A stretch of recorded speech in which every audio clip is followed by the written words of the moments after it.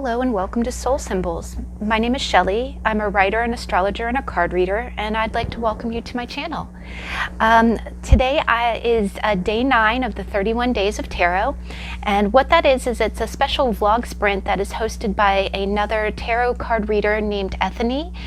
She's a wonderful mentor and teacher here on YouTube. And what it is it's every day throughout the month of January, tarot and oracle card readers answer one question as part of the blog sprint. It's a very relaxed sprint. You can kind of modify questions or skip a day if needed. But what it is it's just a way for us to talk about, tarot and talk about card reading and all the wonderful things that all the wonderful benefits. And it gives us a chance to check out each other's channels, and it's just a really wonderful and supportive type of activity. Now, I first off wanted to thank everyone for supporting my channel as well, through both my posted videos and through this sprint. I've gotten 19 subscribers, and I'm so grateful for every single one of you. Thank you for liking and commenting and subscribing and supporting my channel. I actually started the channel in October, and I do not host private readings, but I do the public videos that I post on my channel. So all of the videos that you see, or all the readings that you see posted on my channel are the ones that I've done for others. So with today's question is what was the most memorable tarot read that you did in 2019? So there were quite a few, and again, all of them are posted here on my channel. You can gladly check it out. I do have it listed in categories under my playlists.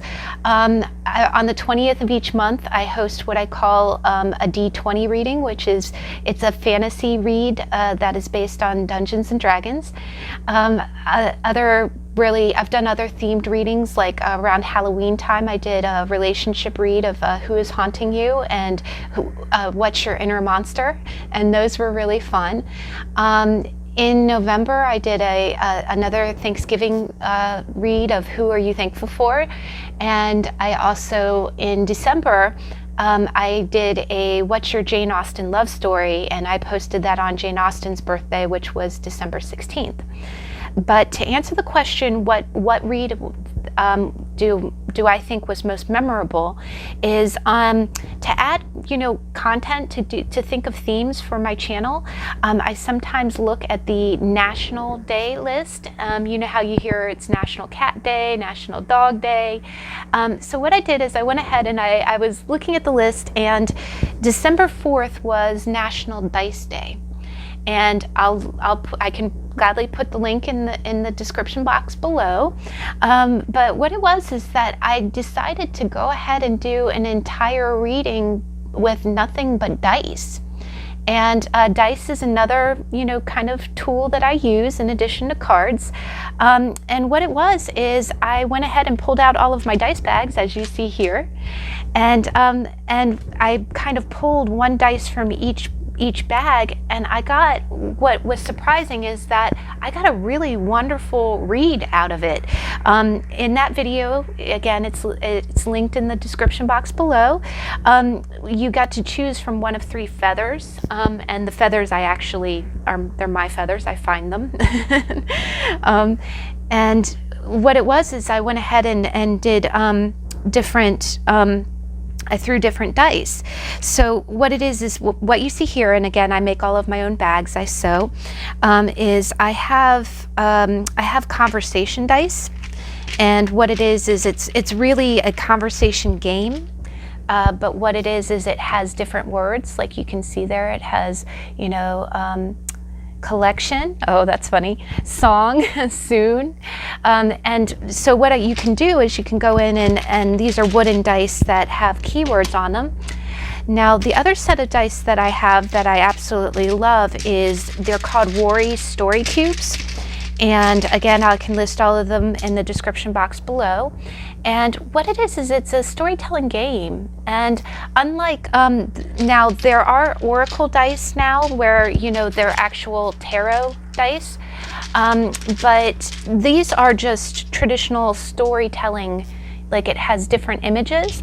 And what you can do is, and Rory's has different themes. Like I have in there, I have medic, which was very helpful for me today. Wasn't feeling too good today. The weather's been a little wonky. But I have other themes like fantasy and Fantasia.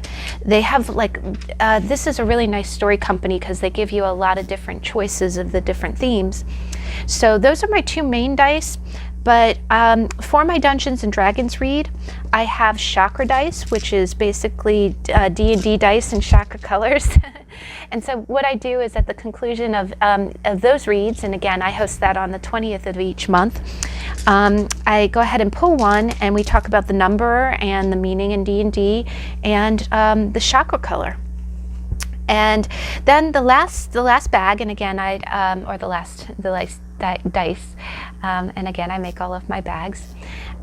This one's kind of a frilly one, but this one only has 3 dice, and what it is these are my astrology dice. And so one die has signs, another one has symbols or planets, and then the last one has houses.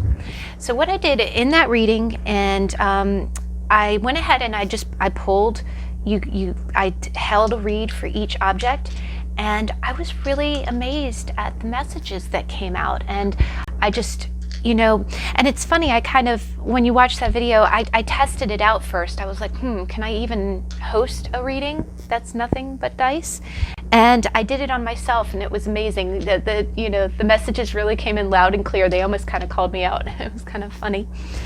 But what I'm going to do is, so just to kind of give you an example, I'm going to go ahead and do the same thing here. I'm just going to do it real quick.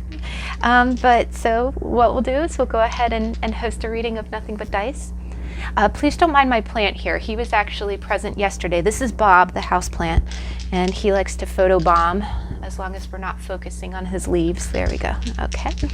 So let's go ahead. And we'll start with the astrology dice.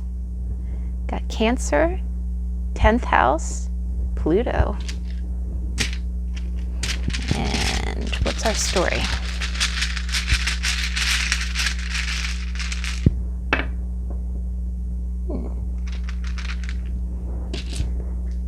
What's our chakra?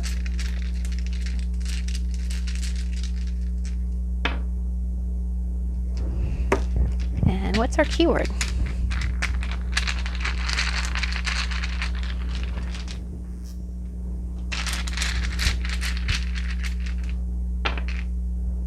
School. All right. So guys, so what you got is you got the 10th house. Focus, please. Thank you. And then we got the sign of Cancer, which rules the moon. And then you got the sign of Pluto. And then you got the little thief guy, and it's funny, I kind of associate this to the 7 of Swords. And then you got this is the solar plexus, and it has the 4, which I associate to either the 4s in tarot or the 4th house. And then the last thing is you got school. So if I had to read this, definitely, first off, I'm seeing a very powerful 10th and 4th is like the 10th house and the 4th house, which is like, it's almost like opposites on the scale. It's, I really think of stability, and I think of home and family. I also think that there's kind of a balance between home and family right now. And what I see is that it just in circumstance, this weekend is going to be a full moon eclipse in Cancer, which is that sign right there, and the Sun and Mercury are going to be in Capricorn, and the moon is going to be coming in between. If I'm getting it right, the moon's coming between the Earth and the Sun, and the 10th house is ruled by Capricorn. And then you've got Pluto, which is the planet of transformation and change. And that is also in the sign of Capricorn right now. And then it looks like it might be pertaining to school, either that or it might be a situation that is giving you some sort of education, or you might be learning something. This could be a situation with a home or environment. You might be feeling like school is taking all your money right now.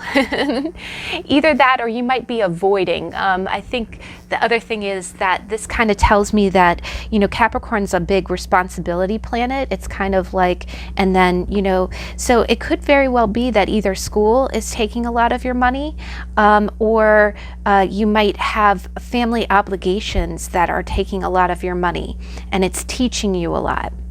Now, the other thing is the solar plexus. The yellow rules the solar plexus, and Pluto, which rules willpower. So when you have a positive solar plexus, then when you're exercising that chakra, it's the positive expression of willpower. And then here we have Pluto, which also is about willpower. It's about very positive, the deep recesses of your mind. So I really think that this might be, this little reading of ours might be talking about the eclipse that's coming this weekend.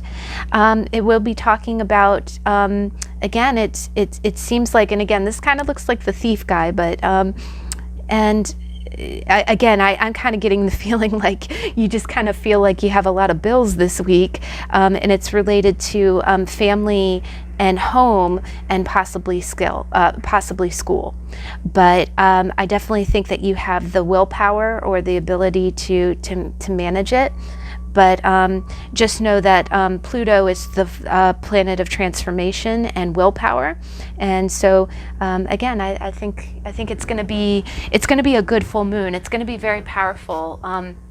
The fact that it's in Cancer and it's full moon in the house that it rules, it should be a pretty powerful one. But that was our short little dice read, and you can see it's very easy to do. And if you get a chance, if you want to check out the other all dice reading, you can pick a feather and get your week.